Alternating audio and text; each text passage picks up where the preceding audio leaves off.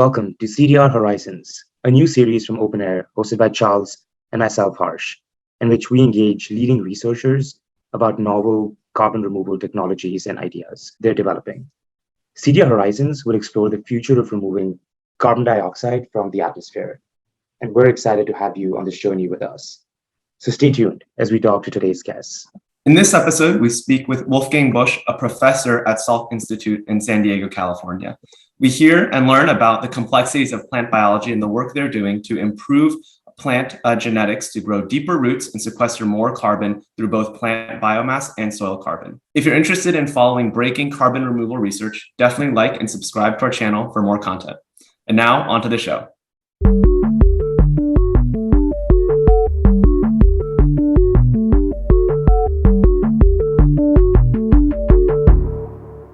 Yeah, thank you very much for the invitation. It's a pleasure for me to show you what we are doing at the Salk Institute, where we try to leverage the power of plants to engineer plant species that can contribute to carbon drawdown and carbon dioxide removal. And so before I start talking about our ideas and what we're doing, I'd like to introduce the team. A couple of years ago, the scientists, the principal investigators at the Salk Institute came together, and we all decided we wanted to work on the most enormous and pressing problem that we see globally, and that was climate change. And so we all have worked for many years on plant biology, and we, of course, understand the power of plants to actually be able to grab CO2 from the atmosphere and fix it into carbon polymers.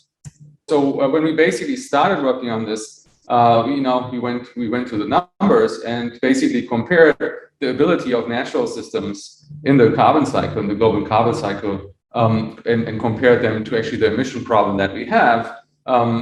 Because as we all know, each year we kind of accumulate more and more carbon dioxide in the atmosphere. And so even if we go to net zero, we might want to draw down even more to get back to more safe levels in terms of our climate homeostasis and balance on the planet. And so if you basically think about the numbers, you actually see that, and that's the numbers from a couple of years ago, that the issue of humanity releasing CO2 is around 37 gigatons per year. But if you compare to the ability of natural systems to actually capture carbon dioxide, as you can see here in this graph, which is 746 gigaton of CO2 that is annually captured by natural systems, that is actually not a very large number. And so, we all know that much of this naturally captured CO2 gets released again. So, but still, if we think about the global carbon cycle or natural systems, and a large part of the CO2 fixing and removal is provided by photosynthetic systems, such as higher plants or algae, there is actually an enormous potential, we concluded. And so we came up with this idea that how can we actually decrease this release? It's not so much that we think that photosynthetic systems like plants, can be engineered like way more efficient in capturing carbon, because they have been optimized. Many systems have been optimized quite a bit. There's still some wiggle room, and there are other groups working on this. But really, it's about this release. So thinking about how can we actually leverage the power of photosynthesis, where plants fix CO2 through the power of sunlight into biomaterials, such as their leaves and their whole structures and their roots. How can we actually leverage this? And so we came up with a number of plant characteristics that where there's evidence that these can contribute, that more carbon becomes stored in the soil for longer. And we kind of formulated this idea of this, and we call this the Salk Ideal Plants, in terms of how would a plant, or could a plant look like that gets better in facilitating more carbon storage for longer in the soil. And so we came up with 3 different characteristics, and they are all related to the root system, because the root system is, like any plant material, around in the dry mass around 40% carbon, and it's already in the soil. We know that carbon that gets deposited by plants in the soil gets degraded slower, root-derived carbon, than shoot-based, like leaf material or litter that's on the top of the soil. So we focus on the root system and on 3 different characteristics. One of these is biomass. So every gram more of dry mass root will be actually 40%, more than 40% of this will actually be carbon that is placed in the soil. And so by having more biomass in the roots, we have more carbon in the soil. By depositing this biomass deeper, we actually put it into areas of the soil where degradation and decomposition, so release back of the carbon into the atmosphere, is slower. So having deeper root mass will actually slow down this process. And we think it can slow it down dramatically. And thinking about the biochemistry of the root systems, because roots or plants make very, very different carbon compounds, like sugars, which are very easily digestible and degradable by microorganisms, but also more complex carbon polymers, for instance, wood, cellulose, lignin, but also things like suberin, which you all might know as cork, that is naturally formed in roots. And there is data that in many situations in the soil, this gets decomposed very, very slowly. So by focusing on these plant characteristics that are genetically controlled, and by trying to find genetic mechanisms to actually enhance them for developing plants that are optimized or enhanced for carbon storage, for their ability to store carbon for longer in the soil, we think we can make an impact. One important a data point is also that the soil is an enormous carbon sink. There is 3 times more carbon present in the topsoils of this planet than in the entire atmosphere. Something else that is very relevant is that agriculture and land use change over the past 12,000 years actually have led to the release already of 133 gigatons of carbon. So there is actually, and that's carbon, that's not CO2 equivalent. So there is a huge potential in theory of carbon that could be backfilled into the soils. So that is why we thought it was a good idea. And we developed a comprehensive and very aggressive research program where we actually leveraged our ability as world-class science program, plant science program at the Salk, to actually find a number of genes that will that actually determine these traits: root mass, root depth, and suberin content. And we use cutting-edge genomics and functional genomics technology to move that into crop plants and then test whether that actually works.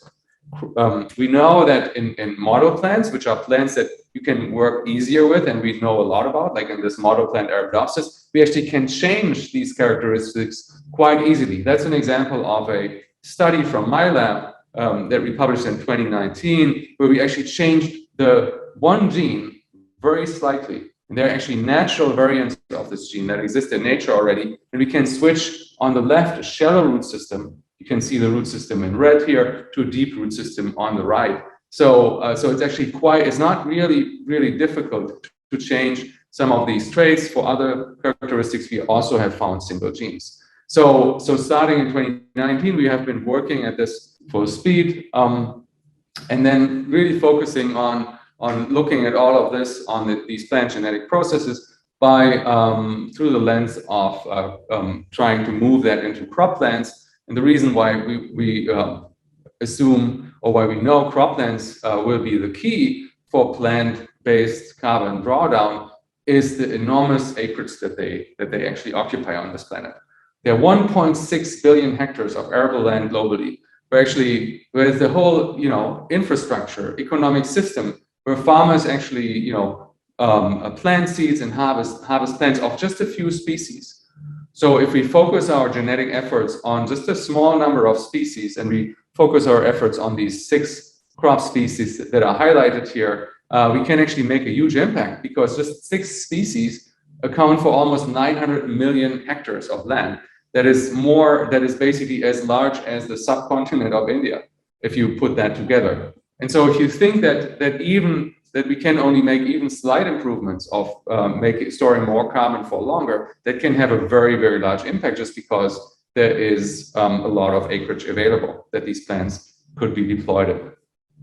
There's another benefit, I think. So when we think about what we need to provide incentives for instance, farmers to plant these varieties, and so I think it's kind of uncertain when actually markets will be able to basically participate in the carbon markets. But there are also other benefits that even prior to that can actually help to farmers to incentivize and seed companies to produce plant varieties that are better in storing more carbon for longer. And that is because a lot of these root traits actually are good for plants to survive stress. If you think about deeper roots, that is very important under drought conditions, which are, of course, predicted to be more frequent with the ongoing climate change. So the deeper root system helps plants to access humidity in deeper soil layers, so later into a drought period, which will then be potentially very beneficial for drought resilience. The same for suberin. Suberin is actually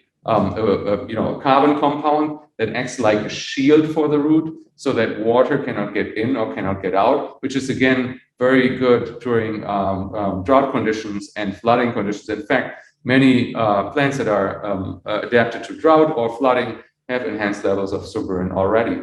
And then, finally, our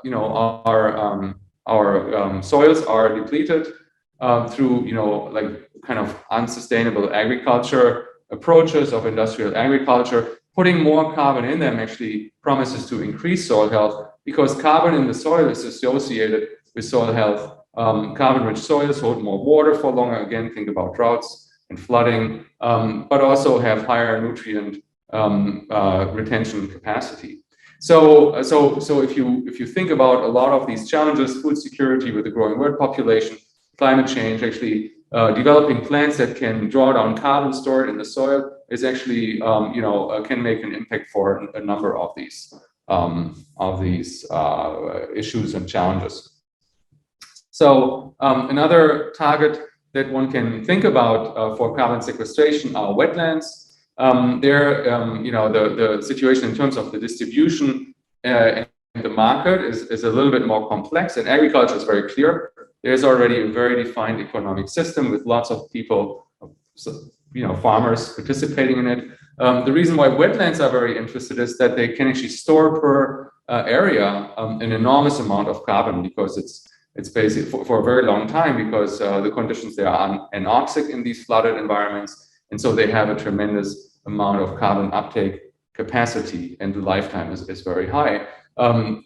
The bad thing that happens is we're actually losing a lot of wetlands for various reasons. So another area that we are interested in is to actually think about how can we restore wetland with more resilient plants to then facilitate increased carbon storage in these areas as well. So again, why we actually are super excited, and we think this will actually be happening, and very soon is thinking about plant genetics and carbon drawdown. It's a scalable solution. Agriculture is one of the major activities on this planet. Carbon management has to become one of the major activities on this planet over the next decades and centuries. So I think it's very, very well aligned, these two goals. It's deployable. If you think about the main crops, there are different pathways to a lot of acres. Some of them are through the big seed companies, like for soybean, for instance, or corn. Some of them are through international breeding centers, like IRRI for rice and others. But the essence is there are very well defined pathways to basically push innovation into new seed varieties. It can be very cost effective because carbon sequestering crops will also still produce yields that can be sold by the farmer. So the cost, because of this system and because of the the activity that's already going on, is something that I think we can might be done with $10 per metric ton CO2. And it is iterative, like any plant breeding or plant engineering process. You don't need to start with the perfect solution. You can get better over time and adapt your technology over time. Just think about the yield increases over the past century. We are currently, still working very, very much on the science. We already have deployed plant varieties for field trials and getting baselines and correlating our traits with carbon measures from these fields. We actually are on a way to spin out, or we're thinking about spinning out a company that will be able to interact with commercial partners to bring our technology into the market. And we really work very hard on this aim that in 2027, we want to approve the principle with 1 megaton of carbon sequestered on, through enhanced plant varieties. And then hopefully, if things go right and we keep our momentum, we could think in a post-2030 world of moving towards a gigaton scale, if all things align and if we get the major, like with partners, get to the major crops. And with that, I think I provided some background on what we're doing.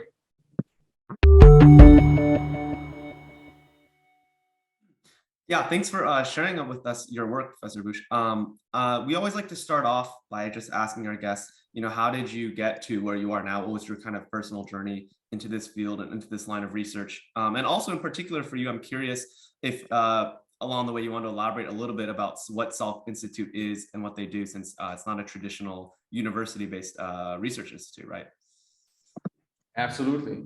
So my journey to this work is, has been a long journey. I started working on plants, on plant genetics and plant biology even before my PhD, and then did my PhD. And then during my postdoc at Duke University, I became very interested in root systems. But really, the question of how are root characteristics encoded in the genome and by genes, and how do they actually act through molecular mechanisms to give rise to these enormously complex and interesting parts of the plant, which are important for nutrient and water uptake, so for everything that land plants do. And so when I started, actually at that point, a little bit before I started even on roots, there was a time, I think it was around 2005,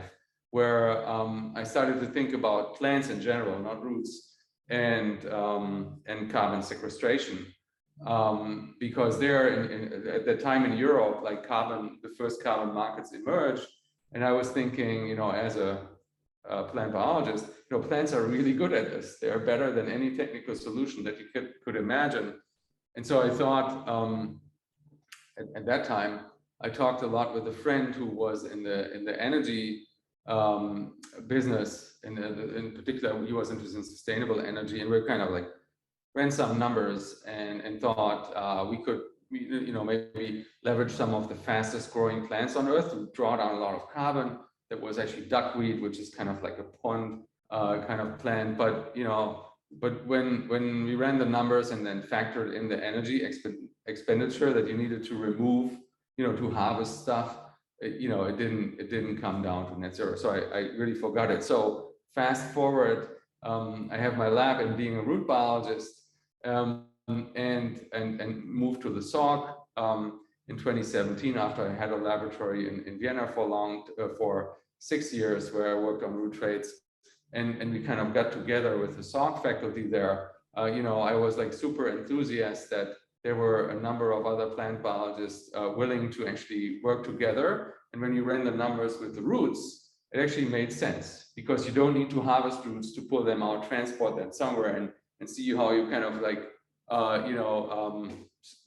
put the carbon somewhere that it doesn't go away. The roots are already in the soil, so you can actually, transfer the carbon into the soil. So I guess it's fair to say I came from a general interest, and then together with my colleagues, we saw the opportunity to actually leverage the latest and greatest technology, all of our knowledge together, for actually working seriously on this project.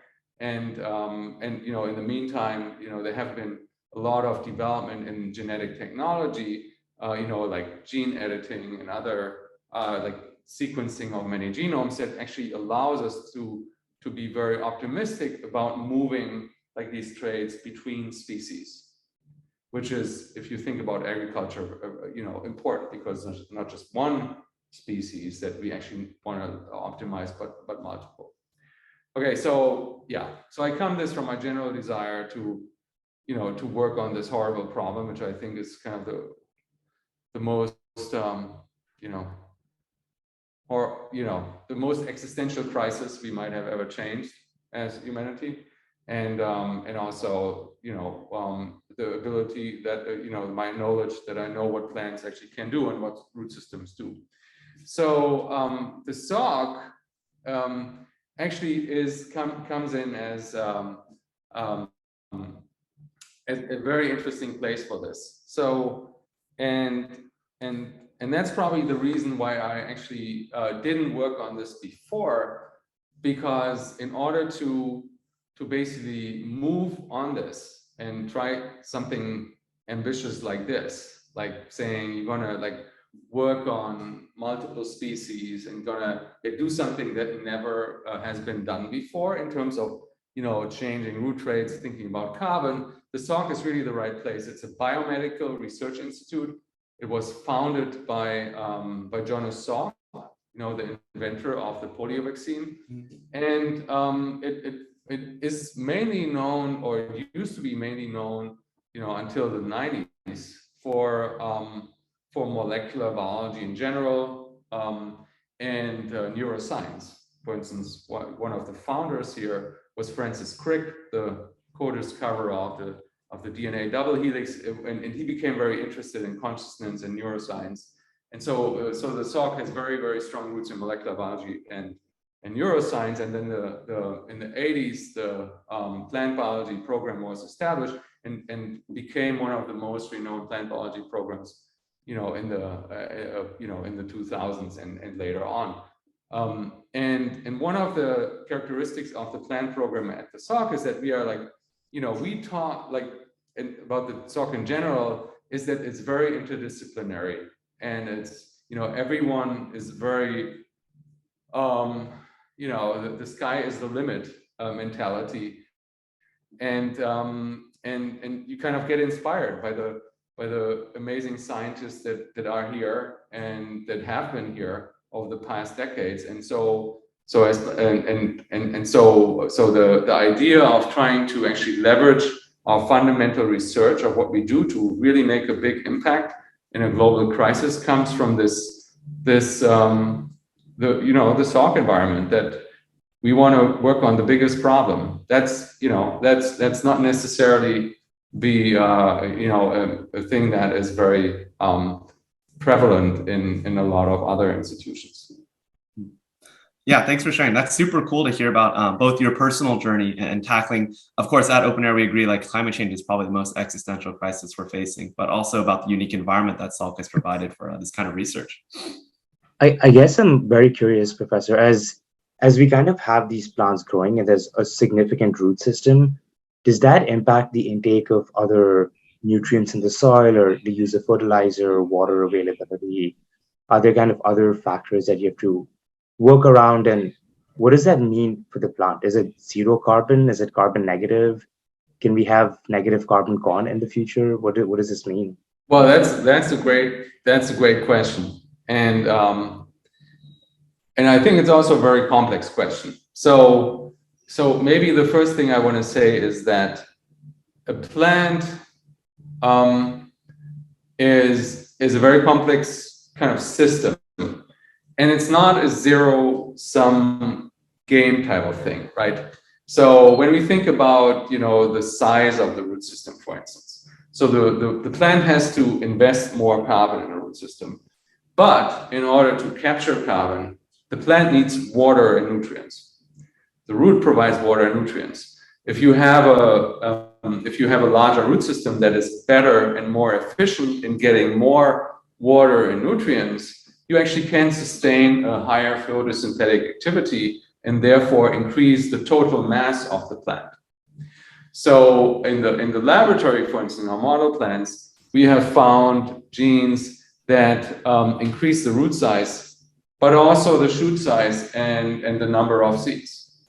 So this is the lab. Of course, the real world, there are other limiting factors, and it's important to think about what is actually limiting in which areas, which crop plan, but it's not necessarily a zero-sum game. So there are many scenarios in which you can actually store, like have more carbon in the root system. You know, carbon really builds the root system.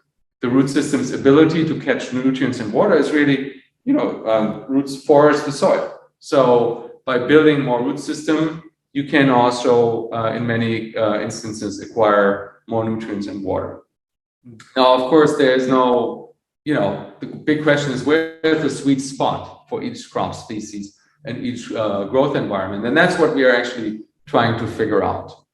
Now that is root mass. I think root mass is probably the only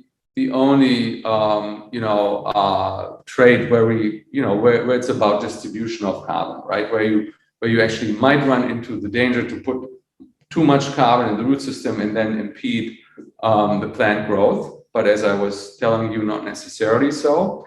The other traits, for instance, root depth, is a very different thing. You can direct the roots basically just by changing their angle from being distributed like to the sides very much down. Now you don't need more carbon for that. So, but by basically directing the roots more down, you will increase the lifetime of each carbon that is deposited in this root system at a deeper depth, because decomposition decreases with depth. And you also increase the ability to access moist soil layers in the soil. So in many environments, let's say the Midwest, the Corn Belt, if you have a terminal drought late in the growth season, the upper soil layers dry out, but there can still be soil moisture in the lower layers. So if you have your roots deposited deeper, you can catch more water. Another nutrient-related and productivity-related effect of deep roots might be the ability to catch nitrate that actually gets washed down over the growth season in the soil. So with deeper roots, you might be, or you're most likely as a plant, better in catching this leaching nitrate. And again, nitrogen is a key factor for plant productivity, but as well is an environmental contaminant. So it's good to actually have deep roots to catch it.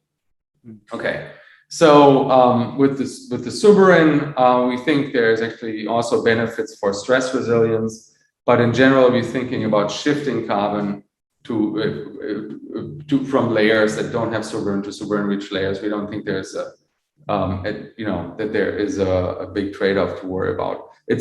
But it's important where you deposit the suberin, because suberin at the wrong places in the root is not a great thing. So we are actually like precision engineer this. But so coming back to, can there be carbon neutral agriculture? So I believe there are ways to actually move the needle significantly to this. Not only because you can enhance crops for carbon storage for longer, and if you deposit the carbon deep enough, you might actually buy yourself not only decades but centuries or millennia in terms of the carbon that gets stored there. But also, I think the real challenge, the real opportunity might be in actually decreasing the nitrous oxide reduction from nitrogen over fertilization, which contributes, is the significant driver of the climate impact of corn, for instance, but as well as soybean. And so, some of our traits, of our characteristics that we work at might help with that if the management practices change, right? So imagine you have a crop that can catch more nitrogen over the growth cycle, so you might be able to reduce inputs, right? So that alone will promises to decrease nitrous oxide, for instance, emissions. But also there are other plant characteristics that I know we are talking to other groups in the country that we might want to work that might be beneficial for dramatically reducing nitrous oxide emissions. So I think yes, there is a potential to go for agriculture to net zero, and one pathway goes through massive carbon storage, and another goes through the plant characteristics that help avoiding nitrous oxide emissions. Mm-hmm. Yeah, that's really that's super complicated. Yeah, I think it's very interesting to see how the roots kind of, as you change the characteristics, it's a feedback cycle that helps the plant get more nutrients. So it's not a zero-sum game, which I think often we end up using that framework for a lot of analysis. Yeah, I think it's I think of plants as kind of like, these Escher's hands that paint themselves. It's kind of like with the root system and the shoot, Of course, you can't do magic, but you can actually, like bigger roots can actually be very beneficial for the yield as well. One other thing you mentioned is the relationship between these genetically engineered plants and soil carbon. I was wondering if you could elaborate a little more on what is the exact interchange between altering the root system and how the soil stores carbon. Yes. So first of all, I want to say I think genetic engineering or gene editing is a pathway to generate plant varieties, but breeding, modern breeding, which is genome-assisted breeding, is another way. So when we say we're going to engineer or develop plants that are better in storing more carbon for longer, it doesn't necessarily mean like this is all like genetically engineered. It will be faster, might be more efficient, but the way how we actually go at this problem also allows us to use like basically breeding approaches, or to inform our partners to use very, very directed and focused and precise breeding approaches to enhance plant varieties. So just as a preface here. Now, the relationship of root traits and the soil is not surprisingly very complicated. There are many processes that contribute to this, and many of them are microbial.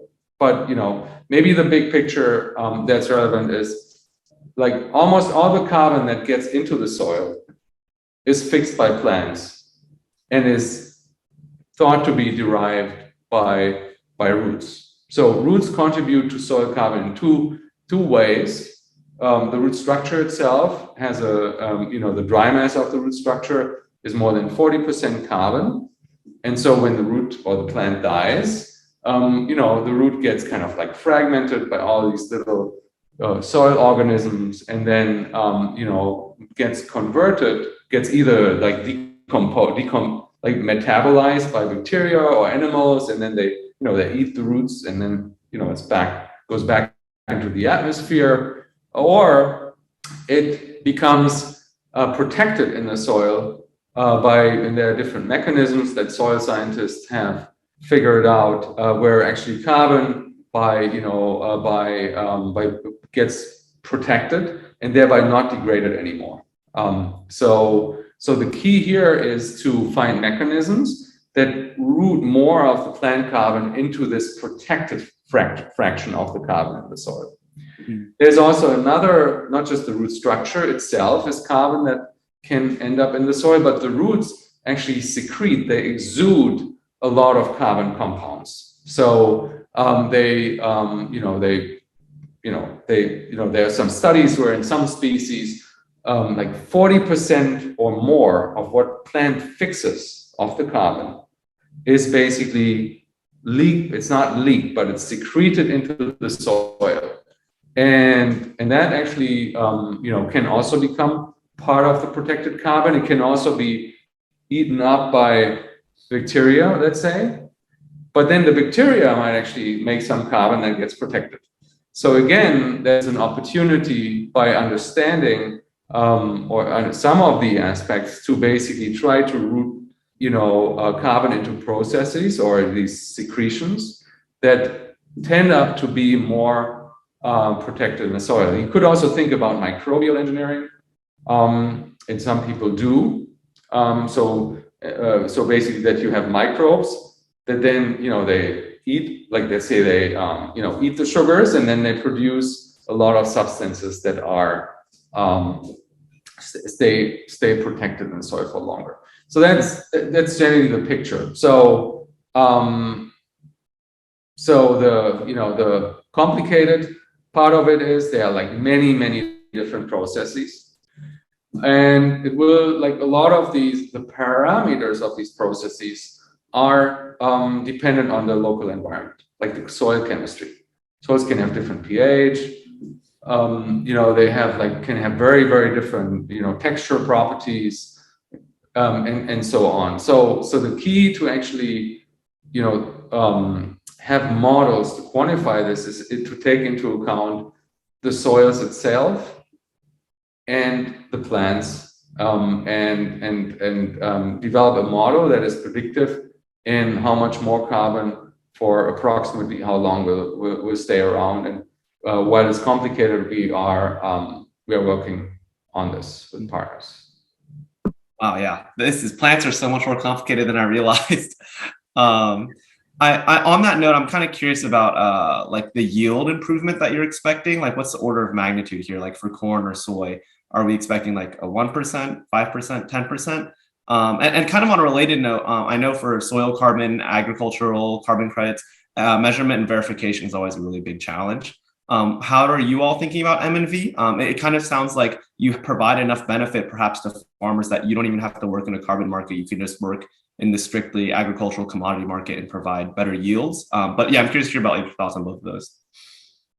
So yeah, so we actually, while we think, you know, these characteristics will provide, you know, benefits for stress resilience, we don't necessarily think like this will by itself improve the yield. In fact, like I think when we think about working on, you know, the ideal case would be we would not have a yield decrease. We would actually provide stable yields, maybe stress resilience, which is like a different, slightly different thing.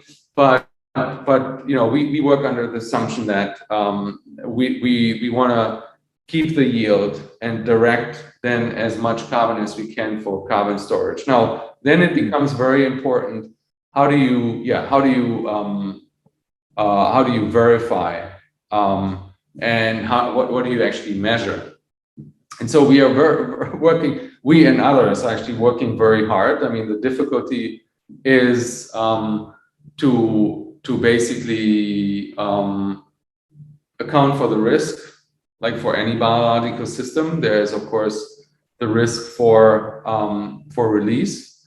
So in terms of the economics, I think it's very, very possible to account for this. And people, you know, it's not my skill set, but we have talked to many people and also partnering with some entities in that space that actually have some really, really good ideas. And then the question is, how much, you know, can you perhaps come up with a certification process for specific seeds in certain environments and provide some minimum expectation, right?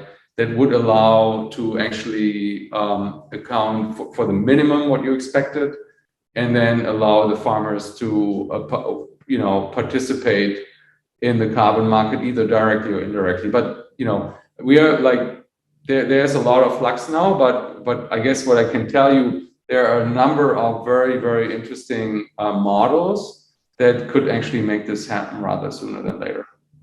Yeah. And I mean, as they say, if you can measure it, you can monetize it. So that's the big kind of unlock. I'm super curious, what's the like permanence or duration of this carbon in the soil? Like, is this a 10-year thing? Is it for millennia? And how do you kind of think about measurement across a longer period of time? Yeah, so that's actually the you know, it's a challenge, but it's also something really exciting. So there, I think like when we think about the duration in agricultural systems, right? There are like many different systems where of course there have been like numbers of study, like, but you know, to say it up front, like a forest is very different from an agricultural site, right? Or you know, a marginal kind of like site is very different from a very productive site. So kind of the difficulty and the challenge is to get the right models for actually the places where crops are grown. Now, what we know about the carbon lifetime is that in the surface layer of the soil, the lifetime is actually relatively short. It's years to decades. So, I mean, still, you know, if you think about 2050 and, you know, the necessity to get to basically get to net zero, to, you know, keep in line with the, you know, 1.5 or 2 degrees aims, right? Decades matter. Right, so that is something what I think a lot of people overlook. right? A decade is better than no decade. Because we are dealing here with to 2050, when a lot of things have to happen in terms of transition, we're dealing in the order of decades, right? Okay, so the very superficial layer is like years to decades. But then if you go below 30, the average lifetime is estimated, from centuries to millennia. So the deeper you go. So there might be some really interesting, and that's what we, like a kind of a jump in potential lifetime if you go deeper. And so really the devil is in the details there. But basically the very top layer is not like super interesting, and most, this is steady state right now, because there a lot of the root system is in this layer right now. But if we just a couple of centimeters deeper will actually buy us might buy us decades or centuries. And that is really the interesting point here, that the lifetime. Because if you look at the addition, right? Like the addition, because of the, I told you it's not a zero-sum game, but there are limits, right?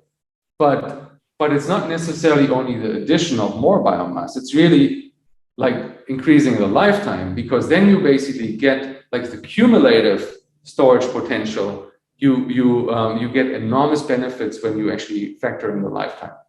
So that's why basically getting below this 30 centimeter, part of the soil where, there's like tilling happening, and generally the lifetime of the carbon is not that long. That is why it's so interesting. Yeah, and is there a positive feedback loop? Like in your first cycle, if you increase soil carbon in the top layer, does that enable your next crop to grow deeper and like kind of serve as a positive cycle? Yeah, so there are reasons to be optimistic that, of course, the data will tell us, but, roots don't, roots need to penetrate the soil, right? So if you don't have, channels through which they penetrate, and it's like super compacted, it's harder for them to penetrate it.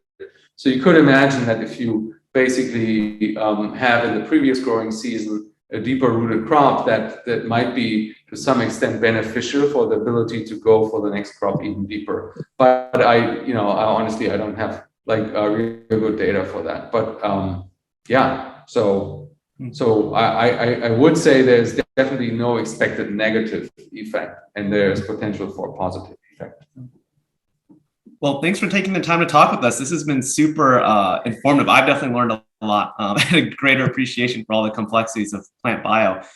We like to always close by asking our guests, how can Open Air help you as like a community of open source advocates, policymakers, and people who just like to do R&D? What are kind of like some of the blockers for you and some of the next steps that you're looking for help with?